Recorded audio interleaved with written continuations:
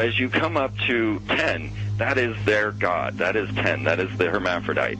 But if you stop at 9 and you skip to 11, skipping God, then you are a Luciferian. Because 11 is the number of the magician. It's the one step above. Once you have accomplished the tree of life, you are now the magician. You are one above 10. But they're doing it by skipping God. That's the symbolism of 9/11.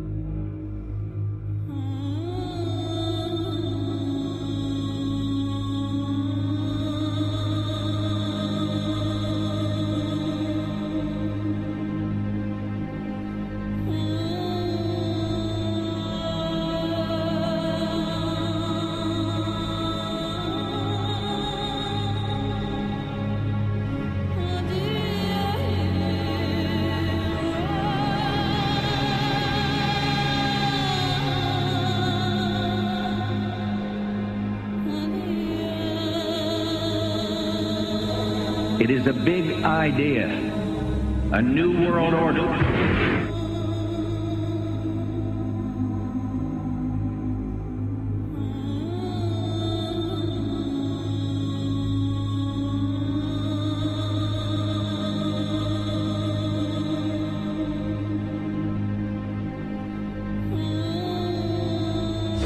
We were on assignment. We were supposed to kill 2 birds with 1 stone. In Fight Club, Project Mayhem destroys a giant bronze spherical sculpture. This seems an obvious reference to the sphere at the World Trade Center complex. Trust me, everything's gonna be fine. In a pivotal scene reminiscent of 9/11, we see the destruction of skyscrapers and the change of a skyline. Second anniversary of the 9/11 attack on the World Trade Center, George Bush asked for an $87 billion increase in military spending.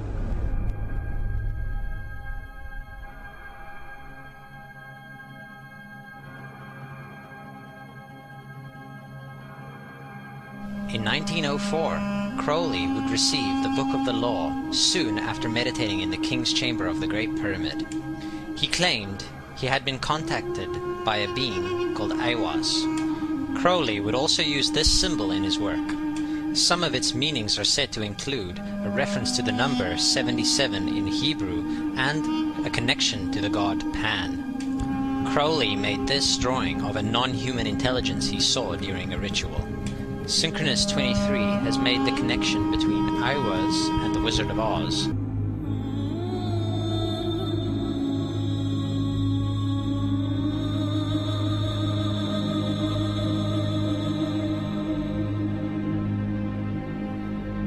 The much overlooked theory has been put forward on the internet that when we are looking at George W. Bush, we are actually seeing Aleister Crowley's grandson. I have suggested that this video footage of George W. Bush reading the pet goat, coinciding with the start of the 9/11 mega ritual, is in fact a dedication of the 9/11 mega ritual to the great god Pan by Aleister Crowley's grandson.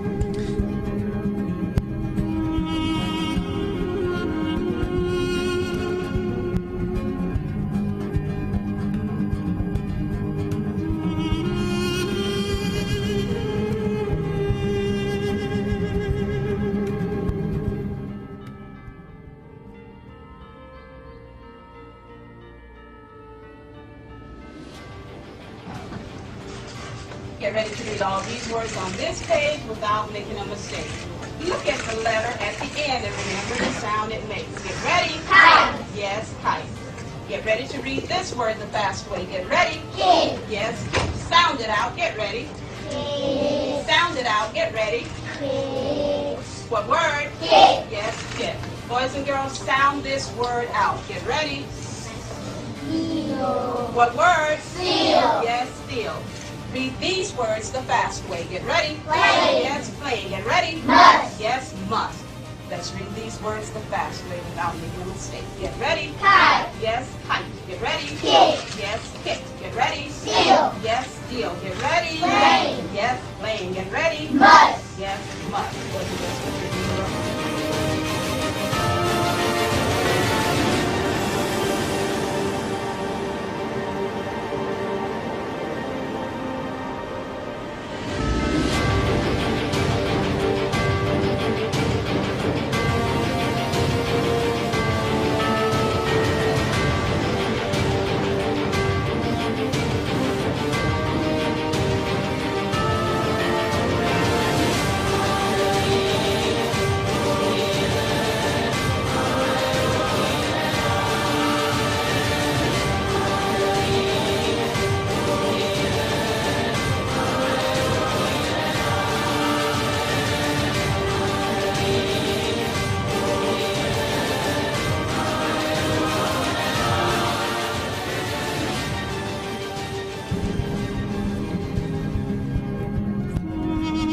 things get a little weird.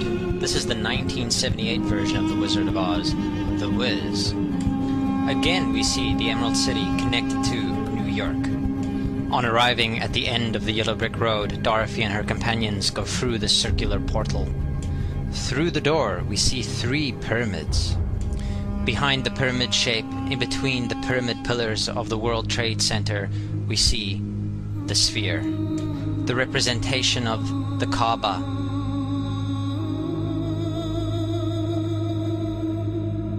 The inhabitants of Oz dance around the sphere in ritualistic fashion. Fashioned in giant letters over the dome of the sphere, we see the word Oz. Oz, symbols of Pan and Aiwass. Seen smack at the heart, where the new Aeon was ushered in, and where the Stargate was opened.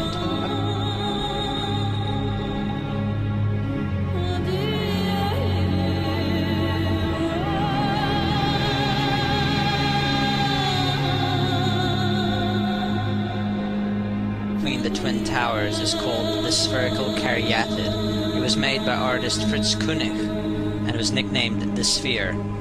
We see that Koenig made this thing in Bavaria, the same place where the Illuminati was founded. The most interesting fact about the placement of the sphere at the World Trade Center Plaza has to be that architect and designer of the World Trade Center, Minoru Yamasaki, intended the plaza itself to be a representation of the Grand Mosque of Mecca, the sphere in particular taking the place of the Kaaba.